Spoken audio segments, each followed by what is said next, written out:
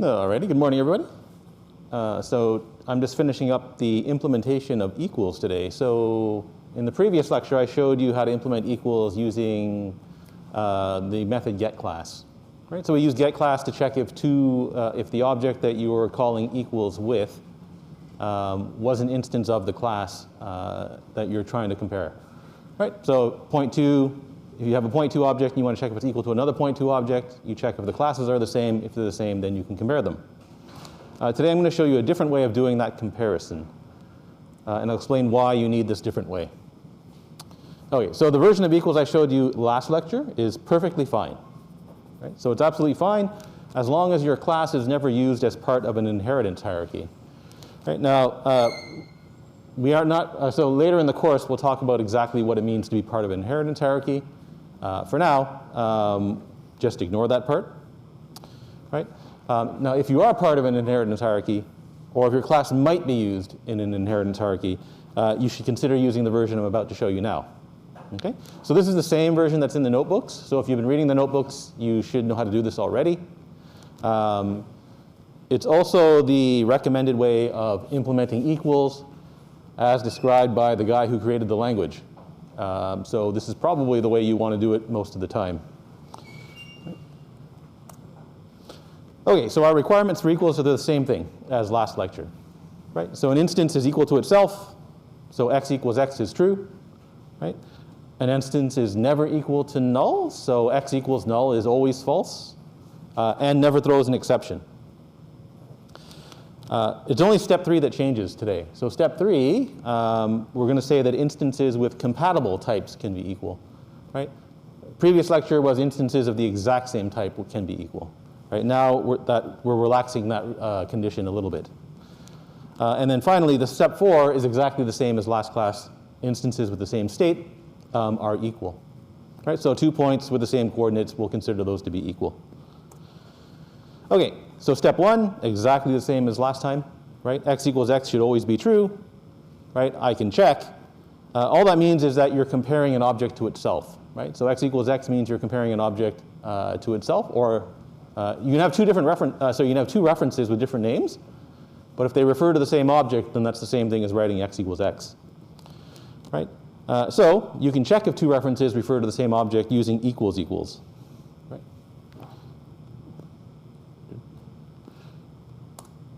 Right? So line 1 is always if this equals equals obj return true. Right? And that's literally checking if x equals x. Right? Then return true. Okay. Step 2, an instance is never equal to null. So in the last lecture, we had to check if obj was null. Right? And if it was, then we returned false. Right? Now, unlike the previous lecture, we don't have to explicitly test for null today, because you're going to get that check for free in the next step. Right? So step 3, this is the only thing that changes between the two implementations of equals. Right? So there's this operator called instanceof in Java. Right? The way you use it is you give it a reference, right? So some reference variable, instance of, and then some reference type. Right? So you can write something like x instance of point 2, or x instance of list, or x instance of set, or something like that. Right? And that returns a boolean value. Okay? So it returns true or false.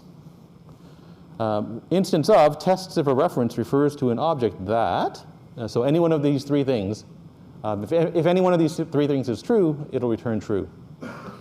Right? So it'll test if the reference is an instance of some interface type. Right? So you can write x instance of list. Right? And if x is a list, so if x is an array list or if x is a linked list, it'll return true. Right? You can write, you can check if the reference is an instance of some specified type. Right? So you can say x instance of point 2, right? And if x is a point 2 reference, then it'll return true. Right? So that's exactly the same as get class from the last lecture. So the other thing it can do is that if that reference is an instance of, if that reference is a reference to a subclass of that type there, then it'll also return true. Right? And so this is the part that's related to inheritance, which we're not really concerned with today. Right? Maybe in a couple of weeks we'll get there. But right now, we don't really care about the third one. Now, if the reference is null, so if you write null instance of anything, you always get back false. So that's why you don't have to check explicitly if, back here, right? That's why you don't have to check explicitly if obj is equal to null, because instance of is going to do it for us for free. Right? So step 3 changes to this line. Right? You're going to check, there's an error on the slide if you downloaded it. That says this, it should be obj. So all we're going to check is obj an instance of point 2? Right? And then we're going to negate it. Right? So if obj is not an instance of point 2, right, then I know it can't be equal to this point 2 object, so I just return false. Right? And that's it. So that's the only difference. Right? Instead of using get class, you use instance of. Right? And so one if statement changes and you remove the check for null. You can leave the check for null in if you want. Right? So here, if you want to check if obj is explicitly equal to null, there's nothing wrong with doing that. It's just unnecessary. Right? And now the rest of the method stays the same. So instances with the same state are equal. So in other words, for 2.2 objects, I'm going to compare their x and y coordinates. Right? Oh, sorry, I have to do the cast. Right. So I'll explain this again because this often confuses a lot of people who see this for the first time. Right. Let's see. Okay. So if I get past this if statement, I know that obj is a point 2 object. Right. So in other words, if I'm here, right, I know that obj is a point 2 object. The problem is the method says that obj is an object, a big O object. Right. Now what that means is, inside the method, I can only use obj to call object methods, right? So I can call toString, or I can call equals if I wanted to, which would be weird, right? Or I can call what else is there? Get class or something like that. But I can't get the x and y coordinates of obj yet, right? Because the method says it's an object, right? So as far as the compiler is concerned, obj is an object. So this step here, I have to convince the compiler that obj is in fact a point 2 object. Right? And the way you do that is with a cast. Right? So I cast obj to a point 2 object and store that into another variable called other. Right? And now I can use other to access the x and y coordinates of obj. Right? So here there's a recipe for comparing the state of 2 objects. Right? So when you compare the state of 2 objects, you're just comparing the fields of the 2 objects. Right? So for the point 2 object, you're going to compare the x coordinates and the y coordinates. Right? So you just follow the recipe, everything works the way it should. Right? If you don't follow the recipe, then things break in very unusual circumstances. Right? Otherwise, just follow the recipe, right? And you end up with this. Right? So what am I going to do? I'm going to compare the x coordinate of this point and the x coordinate of the other point. Right? I'm not going to compare them directly because they're doubles. Instead, I'm going to convert the double values to some sort of long value using this method, double to long bits. Right? And then I'm going to compare the long values to see if they're not equal. Right? So if the x coordinate is not equal to the other x coordinate, then I can return false, right? Because the x coordinates are different. Then you just do the same thing with the y coordinate. Right? Instead of comparing the y coordinates directly as floating point types, convert them to longs, right? Using double to long bits. Right? Then if they're not equal, return false. Right? When you make it past the second if statement, you know that the x and y coordinates of the 2 points are the same. So now you can return true. Right? And that's how you implement equals using instance of. Right? It's exactly the same as using get class, except that if statement changes. Okay? You'll see why equals is so important next. Okay, does anyone have any questions about implementing equals? Eclipse will actually do it for you. I guess I should show you how to do this. I have to, sorry, give me a second. I'm not, I didn't start Eclipse before I turned on my computer this morning. So you should understand and memorize the steps that are involved in implementing equals.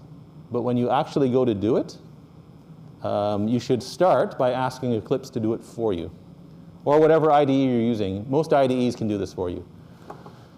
Sorry about this. I should have started this before I came. Okay, here we go. I need to make some class somewhere.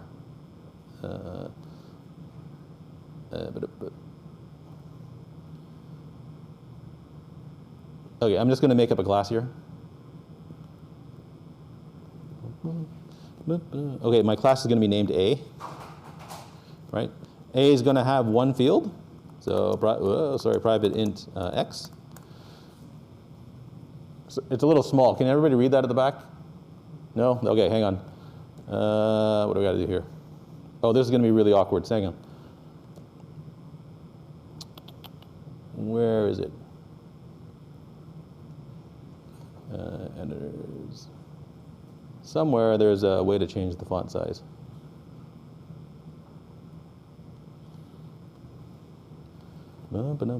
Text editor, text font. Here we go.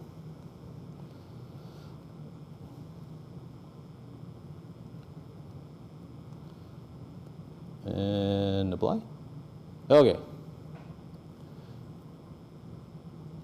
There you go. So I've got a class A. It's got one field in it, right? You can put more in if you want. Well, let's put in a double so you can see what Eclipse does. Private double Y. Okay, I want to implement equals for my class, right? All you do is go into source, right? Source. Where is it? Generate. Here, generate hashCode and equals. So that's what that says, right? Click enter, right? Eclipse asks you what fields do you want to use when you test for equality, right? So if you want to use X and Y to test for equality, make sure they're checked. If you don't want to use one of the fields, just uncheck it, right? Click generate, and wha-bang, there you go. There's hashCode, which we'll do in a second, right? And there's equals, which we just talked about in the last two lectures. Right? So you can see that it's exactly the same. It's almost exactly the same thing, right? So line 1. Oh wait, sorry. There's an option here. Hang on. Let me do that again. Oh, and I'll leave this for now. Okay. So here's equals, right? So check if this equals obj. Return true. This is using the get class version, right? So you need to check for null. If obj is null, return false. And then you've got get class here, right? So if the classes are different, return false. Do the class, do the cast, right? And then compare, right? Now the comparison's a little different, but effectively it's the exact same thing, right? If you want the other version of equals, right? Go to source, generate hashCode and equals, make sure X and Y are checked, and then somewhere, where is it? Use, after, there's an option to, oh, here it is. So the second option down here is use instance of to compare the types. Click generate, and now you get the instance of version. Right? So Eclipse will generate it for you automatically. The one thing you have to watch out for is the last line. Right? So when Eclipse does the comparison, that may not be the exact comparison that you want, depending on the class that you're implementing equals for. Right? So Eclipse just assumes that you want to compare, well, Eclipse asks you, do you want to check if X and Y are equal? And if you do, it'll put in the check for you, and it does it using the recipe that I showed you. Right? If you don't want X and Y, if you want to do something else, so if you want to do something unusual in equals, you normally have to change the comparison here. Right? But otherwise, this is always a perfectly fine place to start. All right. Okay, are there any questions about equals? Okay, so the notebook does go into great detail on how to implement equals, and it takes you through 3 or 4 different examples. Right? So if you need another reference on how to implement equals, just read the notebook. Okay, so there's another method called hashCode that's also important. It's not as important as equals, but it's important to the Java language as well. So if you decide that your class needs its own version of equals, right, then you must also provide your own version of hashCode. Right? If you don't, then any of the hash containers, they won't work properly. So if you use a hash set or a hash map, and you try to put an object of your class into that set or map, the set or map's not going to work correctly. Right? So for point 2, we've got equals, but we don't have hashCode. Right? So now what happens when you put a point 2 object into a hash set, for example? The same thing happens if you put it into a hash map. Right? So I make a point 2 object. Right? Its coordinates are 1 minus 2. Right? I make a hash set, right? And then I put the point into the hash set. Oh, sorry, hang on. right? And then I put the point into the hash set. Right? Now I ask the hash set, does it contain the point P? And the hash set says, yes, it does, because you just put it in there, right? So it had better contain the point P, right? Now I make a second point Q. So here's the important part here. It's a new point, right? So it's not the same point as this, right? It's equal to this point, but it's a different point, right? So you have 2 point objects now. They have the same coordinates. And then I ask the hash set, does it contain Q, right? And if you look at the documentation for contains, contain says, if there's an object equal to Q in the hash set, this should return false. This should return true, right? So if there's an object equal to Q in the hash set, it should return true. Well, there is an object equal to Q in the hash set, right? Because we put the point P in the hash set. But if you run this, it actually prints false, which is very confusing, to say the least, right? So if you don't override hashCode, but you do override equals, all of the hash containers break, right? And they break in an unpleasant way. This is very hard to debug, right? So you can imagine if you handed out your point2 class to somebody, and then they start using it, and then suddenly they're using a hash set or a hash map to contain some points, and then suddenly their program doesn't work and they can't figure out why. Right? This is very hard to debug. Okay? So why do you have to override hashCode? Okay, so for this I have to back up one step. So suppose you have a list of points. Okay? How would you decide whether or not the list contains a particular point? So in other words, how do you search the list for the point? Right? Most of you would call contains. But if you wanted to implement your own version of contains, what would you do? Right? Well, you would loop over the list, and you would just check if any element in the list is equal to the point that you're looking for. Right? You would just do exhaustive search. So you'd write a loop, examine every element in the list using equals. Right? So in other words, right, you might write a method something like this. Right? So it's going to return true or false. Right? Does this list have this point? Right? That's all the method's going to do. Right? Right? So instead of using contains, I'm going to write my own loop. Right? It doesn't matter which type of loop you write here. I'm going to use a for each loop. Right? So for every point in points, right, if that point equals P, you return true. Right? Notice that what you're doing here, you're using equals.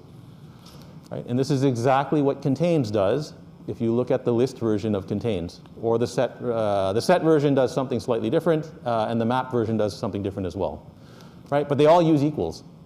Right? And that's why equals is so important in the language, right? Because so many other classes that use your class are going to call equals. Right? Okay, if you loop over all the points and you don't find something that's equal to the point you're looking for, you just return false. Right? Okay, so that's called linear search, right? You know this from CISC121. Right? If you double the length of the list, not array, if you double the length of the list, right, that doubles the amount of searching you have to do, right? You might have to now search. So when you do sequential search, you may have to look at every element in the list, right? So doubling the size doubles the amount of work you have to do, right? Now, in the best case, if there are n elements in the list, right? If you're lucky, the first element in the list is the thing you're looking for, right? So that only requires one call to equals, right? In the worst case, the thing you're looking for is not in the list, so you need n calls to equals. Right? And on average, the element is somewhere in the middle of the list, right? Which is approximately n over 2 calls to equals, which you know from CISC121 is complexity O(n), big O of n. Right? Okay, so can you do better than big O of n? The answer is yes, right? And so you can do something called a hash table. Okay, so what's a hash table? So in CISC235, the data structures course, right, they will go into great gory detail on how you implement one of these things. Right? So here I'm just going to show you a high-level overview of how one of these things works. Right? So here's a picture of a hash table. Okay? You can think of it as just being an array. Okay? So the array has indexes 0, 1, 2, 3, up to n. All right?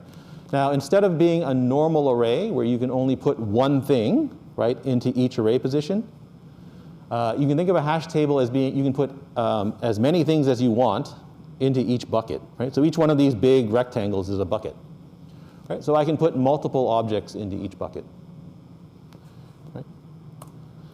Okay, if I want to put something into the hash table, right? So I have this object A, I want to put it into the hash table. The way the hash table works is it takes A and it calls hashCode using your reference A, right?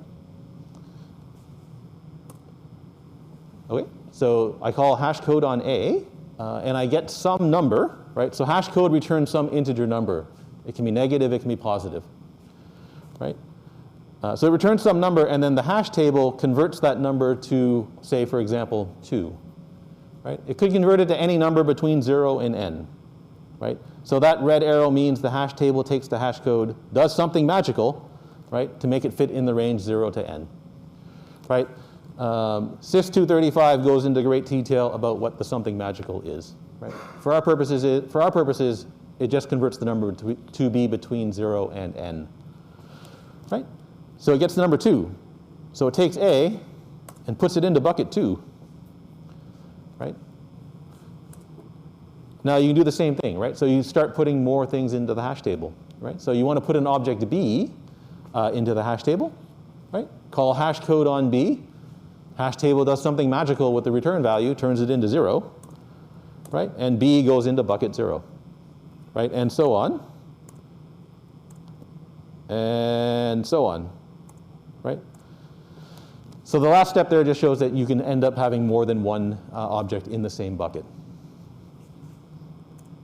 right? And so that's what you end up with in the end, right? So that's what our hash table looks like after inserting 4 elements into the hash table, right? Notice that some buckets are empty, right? And some buckets have more than one thing in them, okay?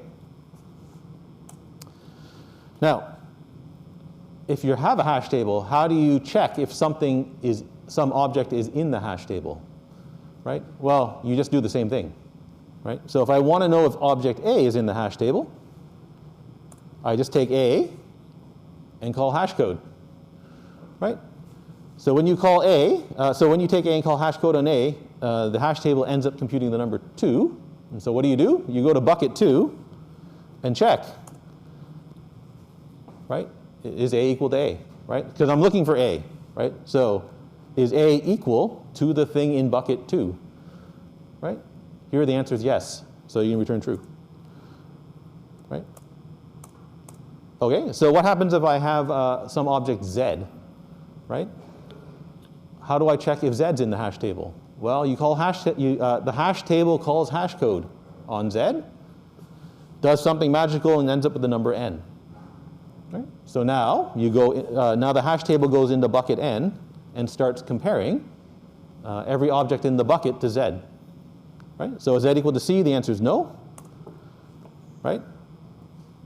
But there's something else in the bucket, so is Z equal to D? The answer is no.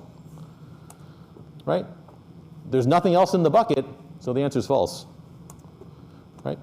So you end up with a false result here. Right? Now the question is why is this faster than linear search? Right? So it turns out it's not just a little bit faster, it's a lot faster than linear search. Right? If you double the number of elements in the hash table, usually that does not increase the amount of time you need to search for the object. Right? Which is really weird if you think about it. Right? Doubling the number of elements does not noticeably increase the amount of time to search. Right? So in the best case, right, if you have n elements in the hash table, right, the best case is the bucket that you end up looking in has no elements in it. Right? So that means if there's no elements in the bucket, the object's not in is not in the hash table. So that's 0 calls to equals. Right? Similarly, if the bucket that you end up looking in, there's only the first thing that you look at in the bucket happens to be equal to the thing you're looking for, then there's 1 call to equals. Right? Now, in the worst case, all of your elements end up in the same bucket. Right? So if that happens, then you end up with n calls to equals. Right? So it's the same as using a list. Right? So the key in designing a hash table is to make sure this never happens. right? And again, CISC124 goes into great gory detail on how you make sure this never happens, right? So in a well-designed hash table, the worst case never happens. On average, for a well-designed hash table, when you look in a bucket, there's only a small number of elements in the bucket, right? And the number of elements is not proportional to n, right? So that's the key. It's not proportional to n, right? If it's not proportional to n, then it's a constant number. So you end up with a, it's not proportional. It's also not proportional to the logarithm of n, right? So if that's the case, it's constant time, right? Which you know is called big O of 1, which is what you get if you have a well-designed hash table, right? So searching for something in a hash table is way faster than searching for something in an unsorted list, right? O1 is much, much, much, much, much faster than ON, right? Okay, so what does this all have to do with hashCode? Well, right, the hash table relies on hashCode, right? So if you don't override hashCode, what do you end up with in your class, right? Well, you end up with the object version of hashCode, right? And what does the object version of hashCode do? Well, the object version of hashCode uses the memory address of the object to compute the hashCode, right? So it doesn't use the state of the object, right? So if you have a .2 object in a hash table, right, and you don't override hashCode, right, then hashCode is going to be computed using the memory address of the point. It's not going to be computed using the coordinates of the point, right? That's a problem, right? So here's the example from before, right? Now, why doesn't this work, right? So P, right, is a new object here, and Q is a new object here, right? So P and Q, they have different memory addresses, right? You can't put two objects into the same memory address. Right? So they're distinct objects. Therefore, their memory locations are different, right? Now, I just told you the object version of hashCode uses the memory address to compute the hashCode. So if your memory locations are different, then their hashcodes are almost certainly different, right? And that means the hash table looks in the wrong bucket when it goes to look for the object Q, right? So it's not looking in the bucket where it put P, it's now looking in some other bucket, right? And that means, oh wait, does not find the point, sorry. Does not find the point even though P equals Q, is true, right? So it ends up looking in the wrong bucket and mistakenly returns false. Okay, so what do you have to do? Well, you have to override hashCode, and you have to override hashCode such that if 2 points are equal, their hashcodes are equal. Right? Because you need to make the hash table look in the right bucket. Right? So the basic idea to generate hashCode is to use the fields of the object. Right? So for a .2 object, you're going to use the x and y coordinates to generate some hashCode value. Right? Again, there's a recipe for doing this. Right? So this is not, so there's no thinking involved. You just follow the recipe and it will produce a usable hashCode. Right? So again, there's a notebook that describes this in great gory detail. But there is something important that I have to point out. So if you have two different objects, right, two objects that are not equal, it would be nice if their hash codes were different. Right? Two objects not equal, basically you want to put them in different buckets in the hash table. Right? So it would be nice if their hash codes were not equal, but this is not required. Okay? So you can have two different objects that have the same hash code. But there is something that is required. Right? If you have two objects that are equal, right? So if x equals y is true, then their hash codes must be equal. Right? Because you need to make the hash table look in the right bucket for the object that you're looking for.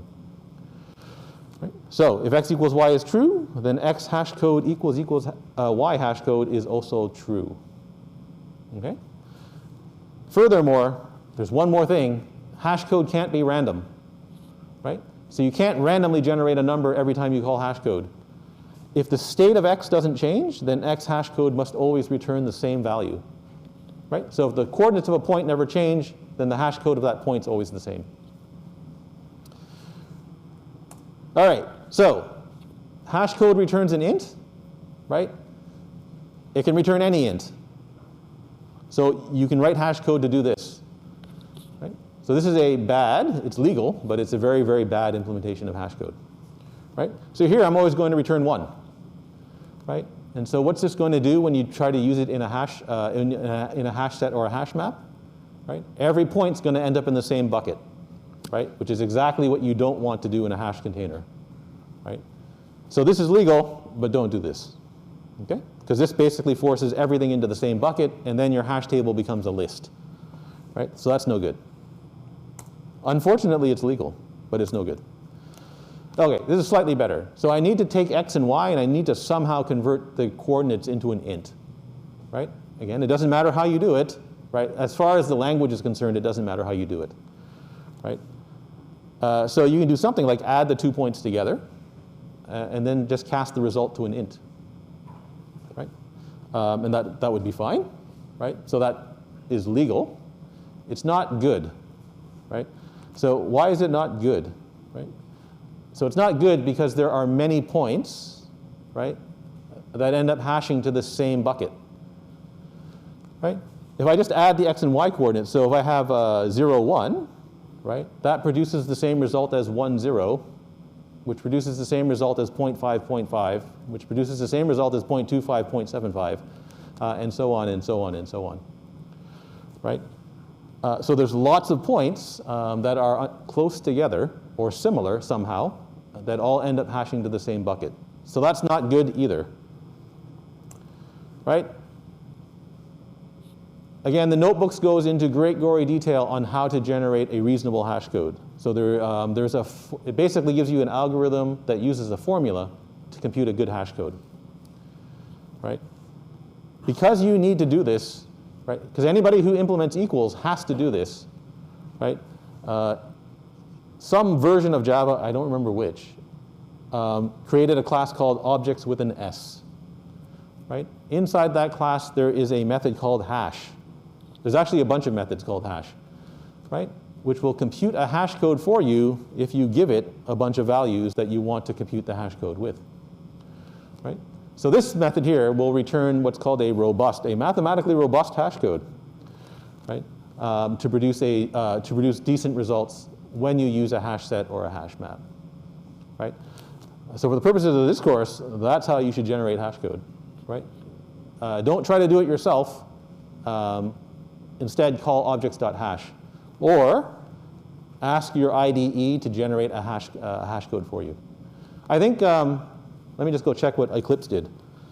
So this must have changed since the last version of Eclipse, because if I read it right. Yeah, so look, Eclipse generates the exact same hash code that I just showed you, right? It uses objects.hash to do it. I'm pretty sure even the previous version of Eclipse actually used the recipe that's shown to you in the notebooks. So there's some formula that it uses to compute the hash code, right? Either way is fine, right? So either do it the way the notebooks tells you to do it using their recipe, or call objects.hash. Oh, and so if you had a hard time seeing how I generated hash code in equals in Eclipse, this slide tells you how to do it, right? Again, Joshua Block, the guy who created the language, tells you about the algorithm that's used by Eclipse to generate hash code. Right? It's actually an interesting quote if you're interested in math or anything like that.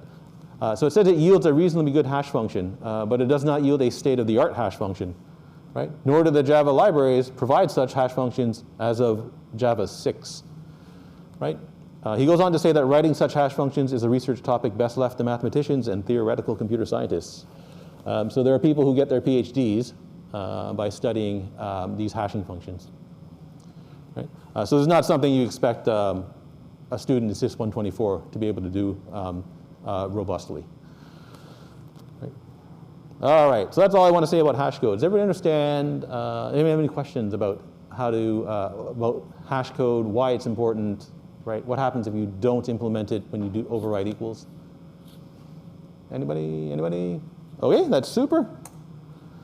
I guess I can continue then. All right. So the next method I want to look at is something called compare to. All right. So why do you want to compare objects? So compare to is basically Java's version of greater than, less than. and sort of equals to, but not exactly. Okay? So there are many value types that have what's called a natural ordering. Right? So that is, if you have two objects x and y, x is less than y is meaningful. Right? So for example, all of the numeric types, it makes sense, right? Is this integer less than another integer? Strings, you can ask, is this string less than another string? And by that, you want to know, does this string come before another string in the dictionary? Right? So you can compare them by lexicographical order. Right? Dates, you can compare in chronological order. Right? So does January 1 come before December 31? Right? And for our purposes, we're looking at this point2 class, and we're looking at this counter class at the time being. Right? So you might want to compare 2 points. Right? There's lots of ways to compare 2 points, but you might want to compare them by their distance to the origin. Right? So we can say P is less than Q if P is closer to the origin than Q. Right? You might want to do that. I'm not saying you always want to do that. You might want to do that. Right? So if your class has a natural ordering, you should consider implementing what's called the comparable interface. Right? So the comparable interface is the interface that lets you ask questions like, is x less than y? Right? And if you do this, right, so if you provide, if you implement the comparable interface, then that lets anybody who uses your class sort collections of your objects. Right? Okay, so I already told you what an interface is. It's just a group of related methods. The methods have no bodies, right? So there's no implementation in an interface. Right? The comparable interface has one method, and it's called compareTo. Any class that provides an interface promises to provide an implementation of the methods in the interface. Okay, so what does compareTo do? This is the documentation taken straight from the comparable class. Right? So compareTo compares this object with the specified object for order. Right? It returns a negative integer, 0 or positive, if this object is less than, equal to, or greater than the other object. Right? And then it throws an exception if the object that you're trying to compare can't be compared with this object. Right? So for example, if you try to compare a point to a string, you'll end up with an exception of some kind. All right, now I want to suppose, right, I want to compare points by their distance from the origin. So what do I have to do? Right? So you go back to the specification. And you say, well, if P is closer to the origin than Q, I have to return a negative integer. Right? If P and Q have the same distance to the origin, I have to return 0.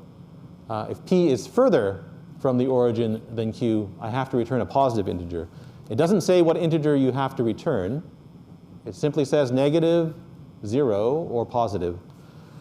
Right? Okay, so I want to compare 2 points by their distance to the origin. Right? So what do I have to do? I have to compute the distances to the origin. Right? So 1, compute the distance from the origin for this point. Right? Compute the distance from the origin for the other point. Right? And now you compare the two distances. Right? You return a positive integer if this point is further from the origin. Return a negative integer if this point is closer to the origin. And return 0 if the 2 points are equidistant from the origin.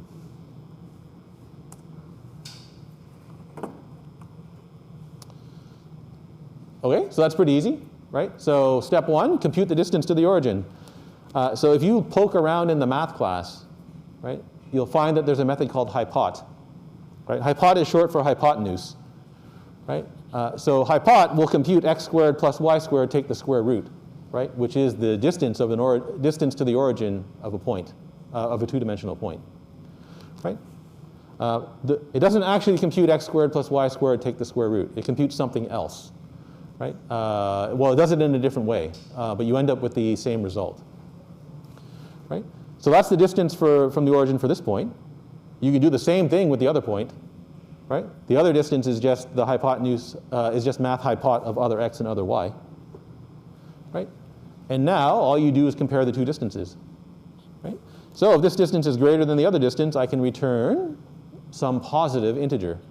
Right? Again, the contract doesn't say what integer to return. It just says return a positive integer. So you can return 1. Right? Otherwise, if this distance is less than the other distance, right, you have to return a negative integer.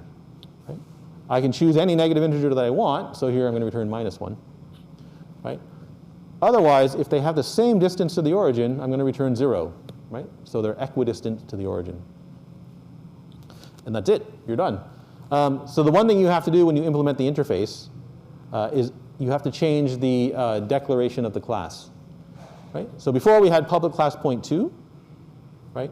Now, if you decide to implement comparable, you have to say implements comparable, and then the type that you're going to compare to. Right? So here I'm comparing point2 objects to point2 objects, right? Which is why the point2 is inside the less than and greater than. Right? Right? So you add that. You add the implementation of compare to, and now you can sort points. Right? OK. So this is a perfectly reasonable implementation of compare to.